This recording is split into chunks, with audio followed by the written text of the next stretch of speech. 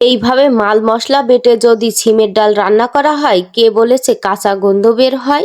কালারটা দেখছো, মনে হচ্ছে এক্ষুনি ডুব মারি, খাওয়ার আগে গায়ে মেখে নি। সিমের বীজ রান্না করার জন্য একদিন আগেই সিমের বীজগুলো ভিজিয়ে রাখা হয়েছিল। প্রতিটা বীজ ফুলে পুরো টইটম্বর হয়ে গেছে। সিমের গাছ থেকে জামা কাপড়গুলো খুলে সিমের বিচিগুলো নাঙ্কু পাঙ্কু করে নিলাম। সিমের বিচিগুলো সিদ্ধ করার জন্য পর্যাপ্ত পরিমাণে পানি দিয়ে ঢাকনা দিয়ে দিলাম। সিমের ডাল বা যে কোনো ডাল সিদ্ধ করার কিন্তু একটা টিপস আছে। কিউব করে রাখা কিছু আলু দিয়ে দিলাম আর সামান্য 1 চিমটি পরিমাণে খাবার সোডা, এতে তাড়াতাড়ি সিদ্ধ হয়ে যাবে। নিয়ে নিয়েছি 1 চামচ পরিমাণে জিরা, আদা, পেঁয়াজ, রসুন, কাঁচা কাঁচা লাল কালারের মরিচ। এই কাঁচা মরিচ দেওয়ার কারণে ডালে খেয়ে কোনো গ্যাস হবে না।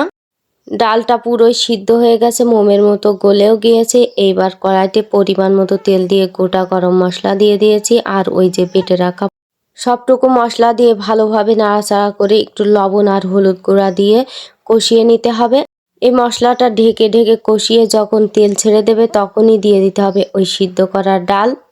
সিমের ডালটা অনেক সময় নিয়ে কষাতে হয়, ফলে সিমের ডাল থেকে যে কাঁচা কাঁচা গন্ধ আসে ওইটা দূর হয়ে যায়। আমি অনেকক্ষণ ধরে কষিয়ে তারপরে পানি দিয়ে দিয়েছি। যখনই নিচে লেগে লেগে যাচ্ছিল, সিমের ডালের ঝোলটা যখন টকবক করে ফুটছিল, আমি ডিম দিয়ে ডালটা রান্না করব, তাই ডিমগুলো দিয়ে দিয়েছি, ভাজি ডিম, আর দিয়ে দিয়েছি বাটা গরম মশলা।